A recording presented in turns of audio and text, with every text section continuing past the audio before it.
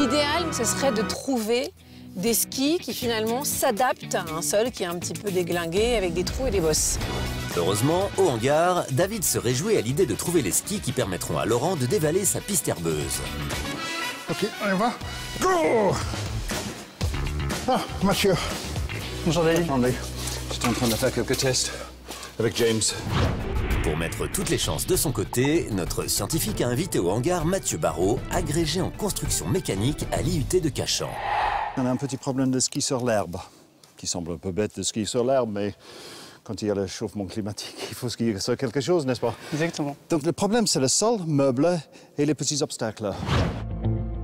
Pour comprendre ce qui se passe sur un sol mou, comme peut l'être une piste herbeuse, David a décidé de faire des tests avec un chariot dans un bac à sable. Les roues avant s'enfoncent immédiatement dans le sol. David demande alors à Fernando, le technicien des cobayes, de rajouter des roues sous le chariot afin de reproduire l'alignement des skis roues utilisés par Laurent. Merci Fernando. Donc là, on va voir, on va faire le même test avec toutes ces roues.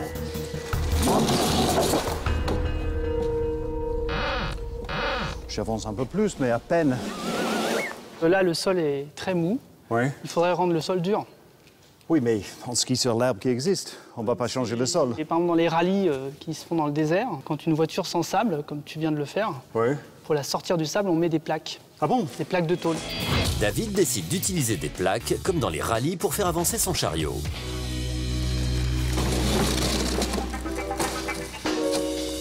Ah oui, ça marche bien. Mais en effet, ça s'arrête. Donc il faut quelqu'un pour bouger les plaques, non? Ben, on va le faire avec Fernando.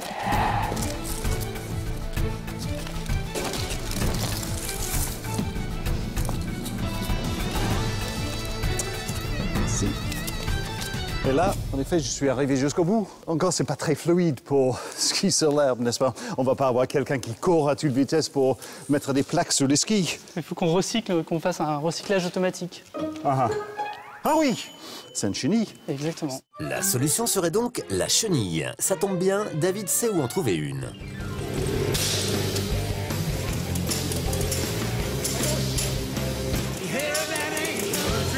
Oh non! Qu'est-ce qui se passe? Oui, on a calé. Voilà. Ben voilà, impeccable. La Oui, chenille. c'est Charcot Bay. Donc voilà, le recyclage des plaques est fait automatiquement. On a des roues et des galets qui permettent de guider la chenille. Et on a une grande surface de contact avec le sol, ce qui permet d'avoir moins de pression, et donc de moins s'enfoncer dans les sols mous, ou les sols meubles. Oui, on dirait une sorte de xylophone qui tourne autour des roues. Pour vérifier si la chenille est bel et bien la solution pour skier sur de l'herbe, nos expérimentateurs en fixent une autour des roues du chariot. OK. Résultat, Voilà, là, je suis sur le sol meuble. Exactement. Ah ouais, ça avance bien. Ça avance assez facilement. Alors ça marche très bien pour le sol mou. Il reste à vérifier que ça marche pour n'importe quelle géométrie de terrain. C'est-à-dire que si on est capable de passer des obstacles. Ah oui, donc il faut faire encore des tests. pour cette nouvelle expérience, David va utiliser un vélo dont les roues ont le même diamètre que celles du mini-tank. Donc là, je suis Laurent sur son ski, mais sans les chenilles. Il y a l'herbe, il faut imaginer, l'herbe, et il y a un petit obstacle là, un petit rocher.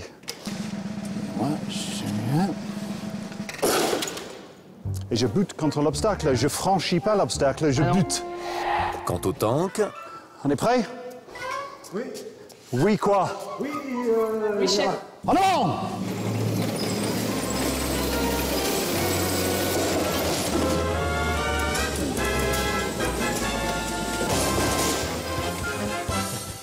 Et voilà, obstacle franchi grâce aux chenilles. Mais pourquoi? Parce qu'en effet, on a la même taille de roue que sur le vélo. Et oui, ça mérite une explication. Ça mérite une explication. Je vais te montrer. Voilà. Si tu prends une petite roue, et si le rayon de la roue est inférieur à la hauteur de la bosse, ça passera jamais. Parce que quand tu vas pousser sur la roue, elle ne va pas pouvoir monter sur la bosse. Alors que si on a une très grande roue, elle va pouvoir pivoter sans problème sur la bosse, comme un levier en fait, avec un effet de levier. On pousse ici et la roue va pouvoir monter sur la bosse sans problème. Donc la capacité de franchissement d'une grande roue est bien meilleure qu'une petite. Mais qui n'explique pas pourquoi la chenille a franchi l'obstacle. Parce qu'en fait, la chenille, elle simule une grande roue avec des petits trous. Les trains de chenille sont souvent comme ça. Et ça, en fait, c'est comme si c'était une roue de très grand diamètre. Ah oui. Qui permet donc de franchir des obstacles importants. Donc grâce à cette chenille-là, on va pouvoir faire du ski sur l'herbe, parce qu'on fait croire aux obstacles qu'on a une énorme roue, mais en effet, c'est juste des petits roues avec une chenille autour. Et en plus, ça passe très bien sur le sol mou, sur le sol meuble. Merci beaucoup, Mathieu. Donc je vais informer Laurent tout de suite de nos avancées théoriques. Parfait. Merci.